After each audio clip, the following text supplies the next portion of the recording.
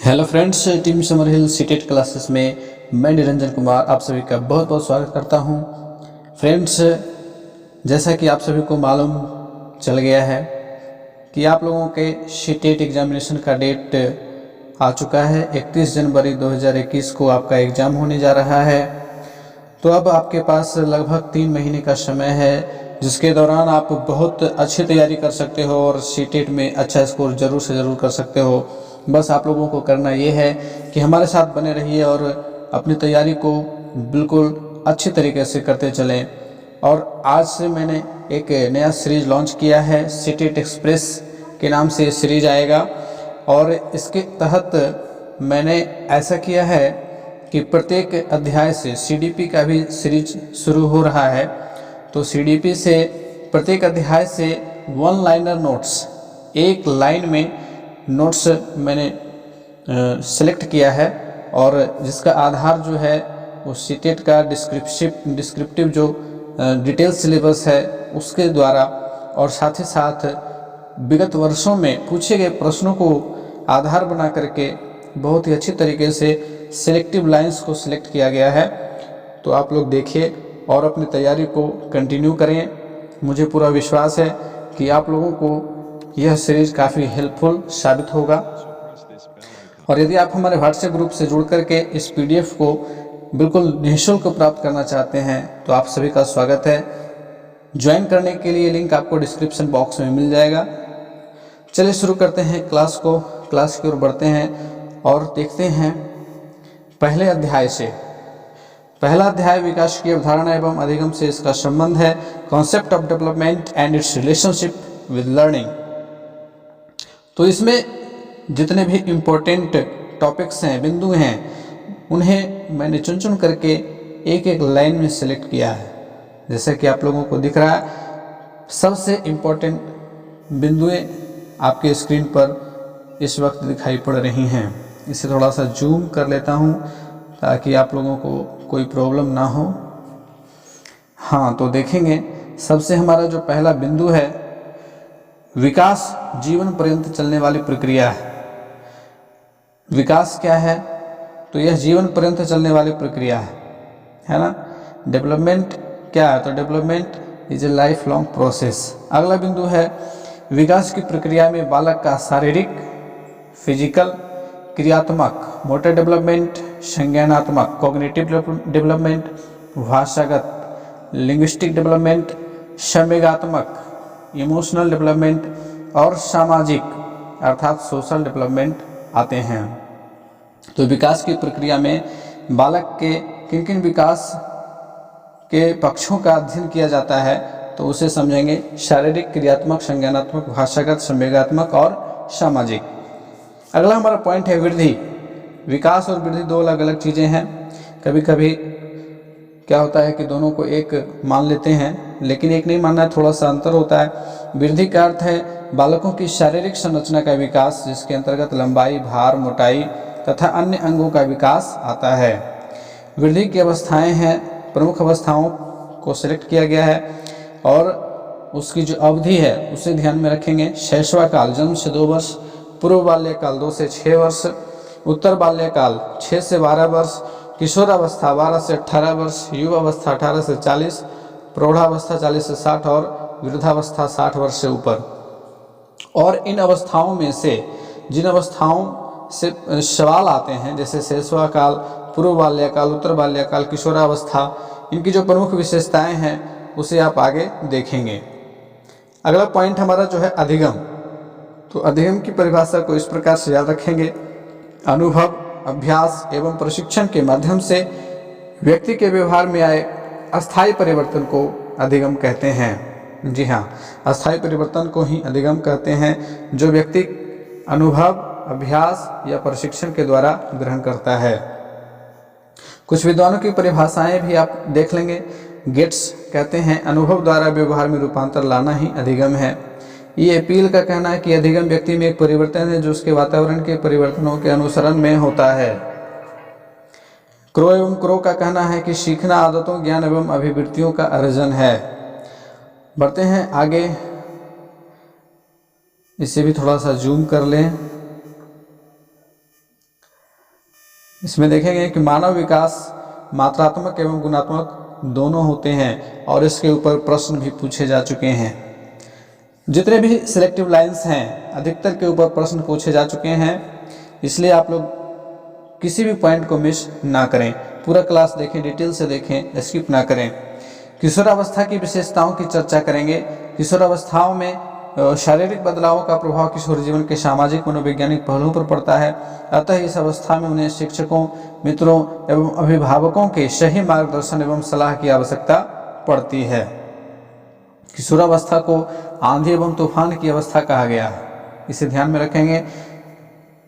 अगला पॉइंट है कि किशोरावस्था में किशोर दुश्चिंता अर्थात दुविधा एवं स्वयं से संबंधित सरोकार यानी कि मतलब का भाव रखते हैं।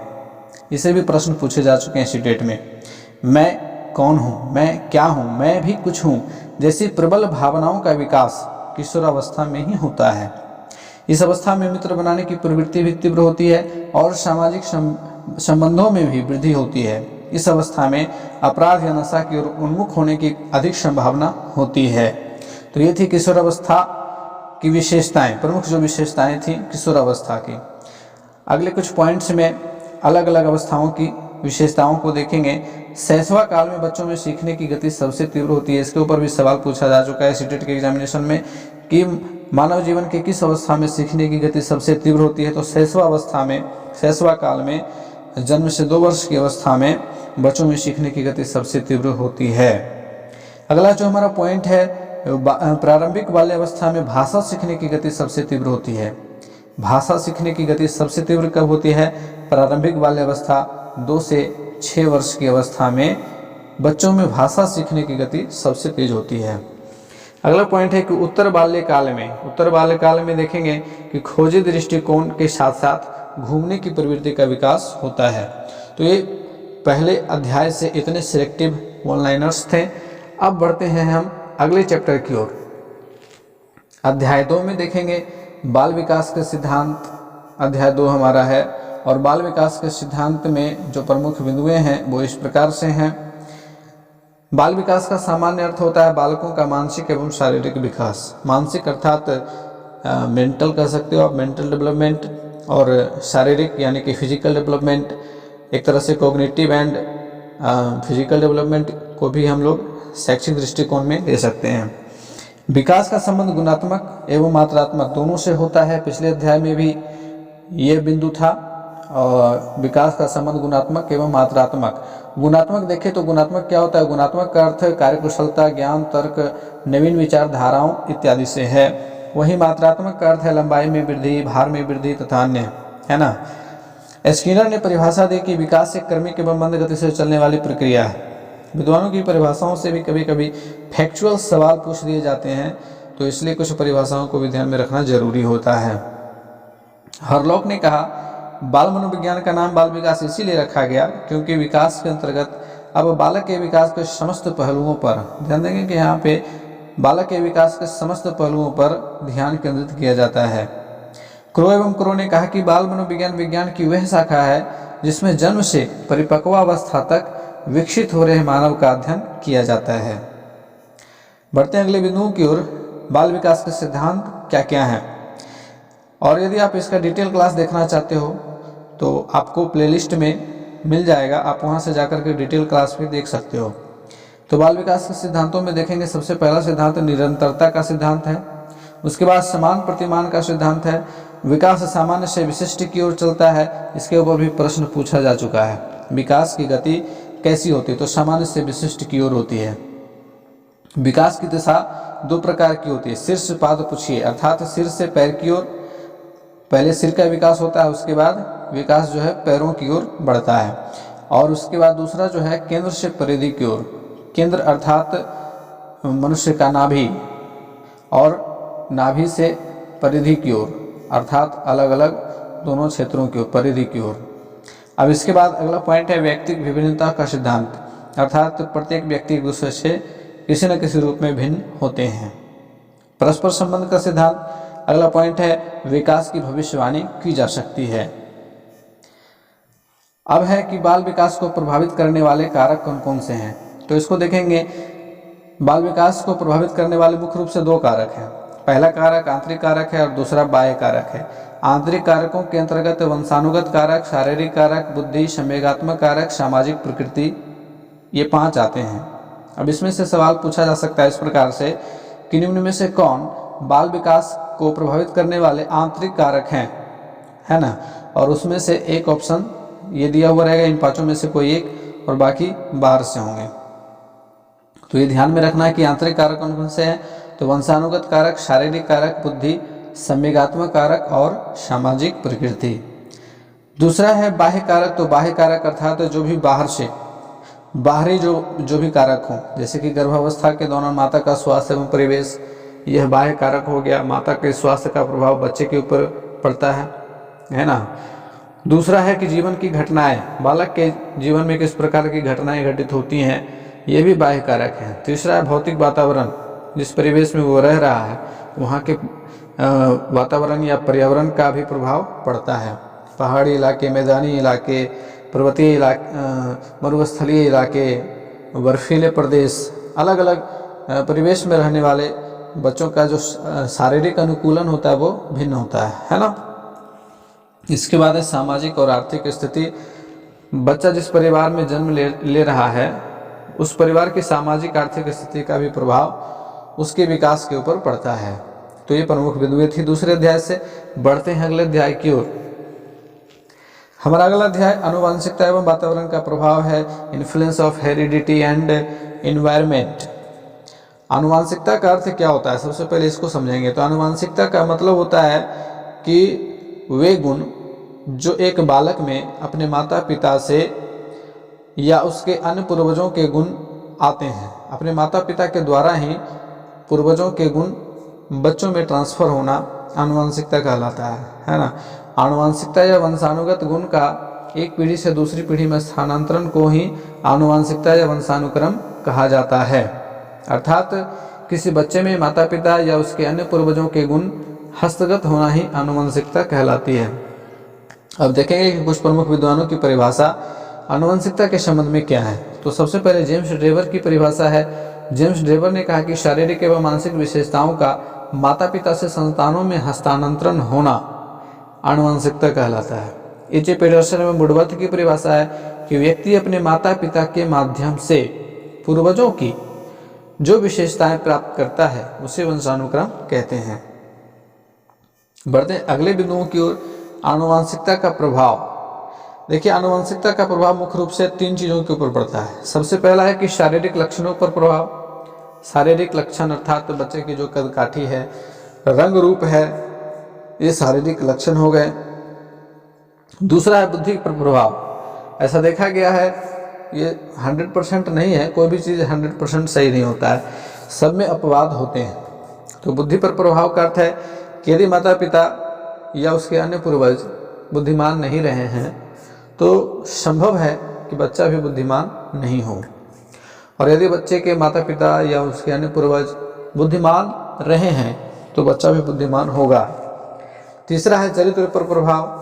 तो चरित्र पर भी प्रभाव पड़ता है।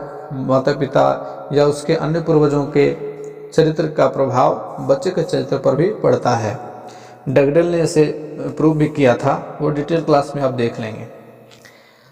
अब अगला है वातावरण। तो वातावरण क्या है?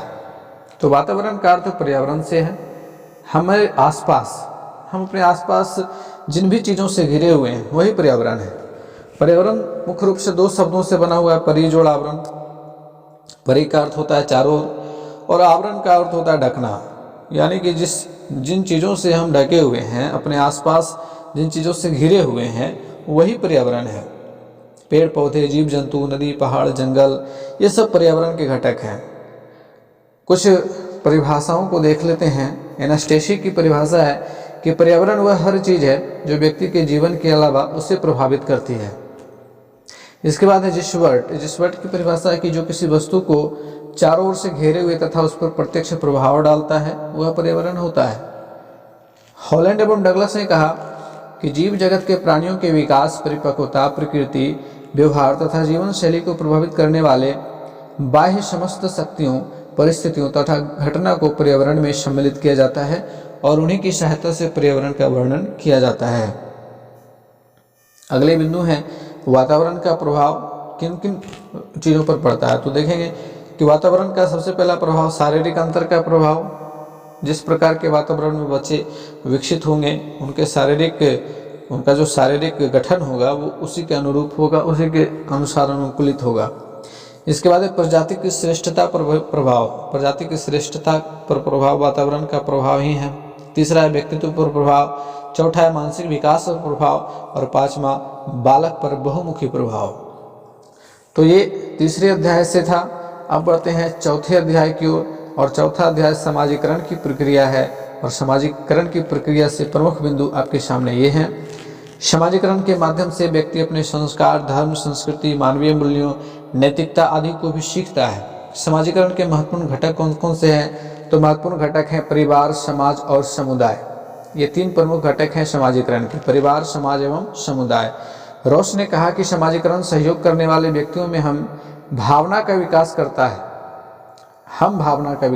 है, ठीक है, और उनमें एक साथ कार्य करने की इच्छा तथा क्षमता का विकास करता है। समाजीकरण के प्रकार, तो समाजीकरण के प्रकार दो हैं, प्राथमिक समाजीकरण और द्वितीयक या गौण समाजीकरण, और इससे भी सवाल पूछे जा रहे हैं सीटेट में। तो प्राथमिक समाजीकरण में देखेंगे कि परिवार एवं मित्र ये दो प्रमुख घटक होते हैं जिनका प्रभाव बच्चों के ऊपर पड़ता है। ये प्राथमिक समाजीकरण के तहत आते हैं, अर्थात बच्चे का सबसे निकटतम जो सहयोगी है या जिसके संसर्ग में वो रह रहा है वो प्राथमिक समाजीकरण का वाहक होता है। परिवार और मित्र इसके अंतर्गत आते हैं। वहीं अप्रत्यक्ष रूप से, परोक्ष रूप से बच्चों के समाजीकरण में योगदान देने वाले जो घटक होते हैं वे द्वितीय या गौण समाजीकरण कहलाते हैं, जैसे कि विद्यालय, पड़ोस और संचार माध्यम। इन सारी चीज़ों से बच्चों के ऊपर अप्रत्यक्ष रूप से समाजीकरण होता है। तो ये प्रमुख बिंदुएं थी चौथे अध्याय से, और आज का ये क्लास यहीं पे संपन्न होता है। इसी प्रकार से हमारा अगला क्लास भी आएगा और उम्मीद है कि आप लोग बहुत अच्छे से तैयारी कर पाएंगे इससे। और कैसा लगा है क्लास कमेंट करके ज़रूर बताइएगा। और इसमें और कुछ आप लोगों को जो आवश्यकताएं हैं, जो कमी इस क्लास में नज़र आ रही है, उसे भी आप बिल्कुल निसंकोच बताएं ताकि हम आपकी आवश्यकता को पूरा करने के लिए और मेहनत कर सकें। मिलते हैं फिर से अगले क्लास में, तब तक के लिए गुड बाय।